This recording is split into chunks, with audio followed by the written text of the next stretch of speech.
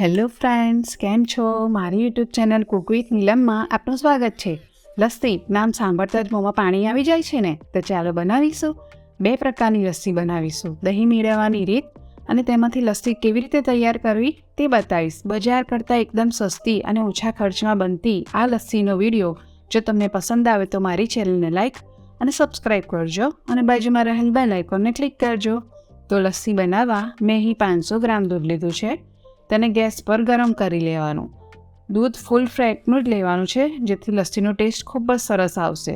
દૂધ આ રીતે ઉકળે એટલે 2 મિનિટ જેવું કાઢી લઈશું, જેથી દૂધનું પાણી બળી જાય અને દૂધ સરસ બનીને રેડી થઈ જાય.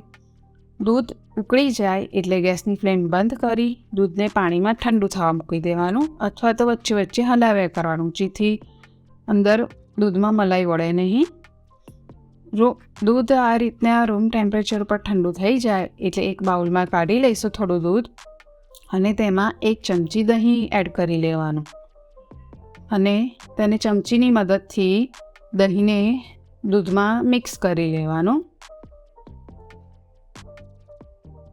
બસ આ રીતે મિક્સ થઈ જાય એટલે આ મિક્સ કરેલા દૂધને આપણે બીજા દૂધમાં એડ કરી લઈશું અને તેને ચમચીની મદદથી હલાવી લઈશું. અથવા તો બીજી રીતે આ રીતે વલોણીની મદદથી વલોવી લેવાનું દૂધને. તો આ રીતે જે દૂધમાંથી દહીં બનશે ને, એકદમ બજાર જેવું લચકા પડતું જ દહીં તૈયાર થશે. જેવું બહાર બજારમાં મળે છે ને, સેમ એ જ પ્રકારનું દહીં બનીને રેડી થઈ જશે. તો હવે દૂધ ઉપર આપણે ઢાંકી દઈએ અને 5-6 કલાક પછી આપણે ચેક કરી લઈએ તો દૂધમાંથી સરસ દહીં બનીને રેડી થઈ ગયું છે અને ઉપર મલાઈ પણ સરસ વળી ગઈ છે. તો તમે જોઈ શકો છો કે એકદમ સરસ બહાર બજાર જેવું દહીં બનીને રેડી થઈ ગયું છે. તો આ મલાઈને તમે લઈ સાઈડ પર અને ફરી લસ્સીમાં ઉપયોગ કરી શકો છો, પણ હું એ ઉપયોગ નથી કરવાની. હું ડાયરેક્ટ જ લઈ લઉં છું. મિક્સિંગ બાઉલમાં આપણે દહીંને બધું એડ કરી લઈશું. જો દહીં ખાટું હોય તો તમારે વધારે ખાંડની જરૂર પડશે, પણ અહીંયા મારે દહીં મીડિયમ છે એટલે હું 200 ગ્રામ ખાંડ એડ કરી લઈ છું. 500 ગ્રામ દહીંમાં 200 ગ્રામ ખાંડ એડ કરવાની છે અને તેને વલોણીની મદદથી મિક્સ કરી લઈશું. તો તમે ખાંડ અહીંયા દળેલી ખાંડ પણ લઈ શકો છો. તો આ રીતે વલોણીની મદદથી મિક્સ કરવાથી લસ્સી સરસ બનીને રેડી થઈ જશે. એને મિક્સર જારમાં અથવા તો બ્લેન્ડ નહીં કરવાનું. જો તમે મિક્સર જારમાં અથવા બ્લેન્ડ કરશો તો દહીંમાંથી છાશ બની જશે, પણ આપણે આ રીતનું એનું ટેક્સચર જોઈએ છે એટલે આપણે વલોણીથી જ એને મિક્સ કરીશું. તો અહીંયા બેઝ રેડી છે આપણો લસ્સીનો. તો હવે પહેલાં મલાઈ લસ્સી બનાવી લઈશું.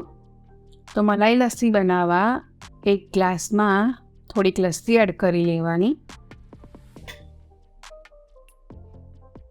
તેમાં 2-3 ટીપા જેવું વેનીલા એસેન્સ એડ કરીશું. 2-3 ટુકડા બરફના એડ કરી લેવાના અને ફ્રેશ મલાઈ એડ કરી લેવાની. તો મેં તમને પહેલાં કહ્યું એમ, જો તમે પહેલાં દહીંમાંથી મલાઈ કાઢી લો તે પણ એમાં એડ કરી શકાય, પણ મારી પાસે ઘરની ફ્રેશ મલાઈ હતી એટલે તેથી હું એ એડ કરી રહી છું.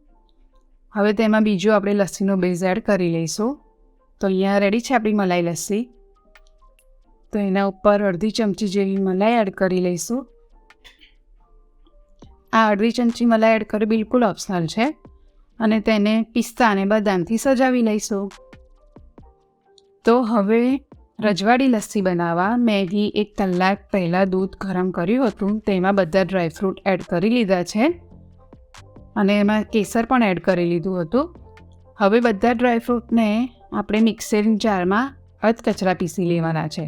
તો ડ્રાયફ્રૂટ તમે તમારા ટેસ્ટ પ્રમાણે લઈ શકો છો. બસ આ રીતનું અધકચરું પીસાઈ જાય એટલું જ પીસવાનું છે.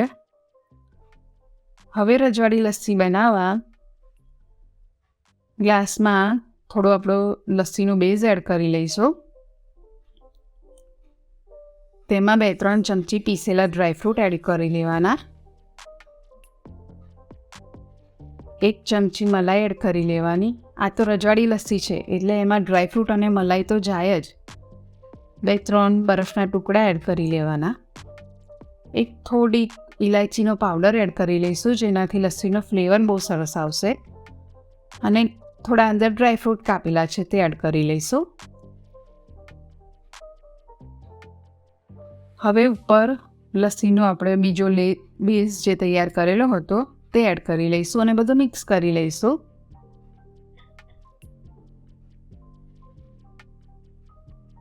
બસ આ રીતે મિક્સ થઈ જાય એટલે આપણી રજવાડી લસ્સી રેડી છે. તો બની છે ને એકદમ મોઢામાં પાણી આવી જાય એવી રજવાડી લસ્સી. તો એના ઉપર 1 ચમચી ફ્રેશ મલાઈ એડ કરી લેવાની અને ડ્રાયફ્રૂટથી સજાવી લેવાની. તો તમે આ રીતની રજવાડી લસ્સી ઘરે જરૂરથી બનાવજો. તો એકદમ ઠંડી ઠંડી અને ઉનાળામાં પીવાની મજા પડી જાય તેવી બંને લસ્સી બનીને રેડી છે. જો તમને મારો વિડીયો પસંદ આવ્યો હોય તો લાઈક કરજો, શેર કરજો અને આવી જ નવી રેસિપી માટે મારી ચેનલને સબસ્ક્રાઈબ કરજો.